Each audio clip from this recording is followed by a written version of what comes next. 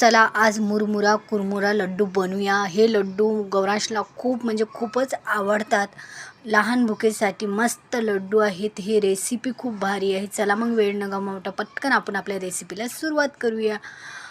इथं मी 2 चम्मच घी टाकलेलं आहे। बारीक करून गूळ टाकलेला आहे। मस्त गूळ मस्त छानपैकी विरघळून घेतलेला आहे। बघू शकता असा पाक करून घेतलेला आहे। तुम्ही पाण्यामध्ये टाकून पण बघू शकता। अशा प्रकारे पाक झालेला आहे माझा तयार। त्याच्यामध्ये मुरमुरे कुरमुरा आपण टाकून घेतलेले आहे। जर कडक जर नसतील हे मुरमुरा तर तुम्ही भाजून घेऊ शकतात। माझे मस्त कुरकुरीत होते म्हणून मी तसेच टाकलेले आहे। छानपैकी मिक्स करून घेतलं। मस्त उतरून घेतलेलं हाताला पाणी लावून मस्त त्याचे लड्डू बांधून घेतलेले। एकदम अप्रतिम ही रेसिपी होते। नक्की तुम्ही ट्राय करा।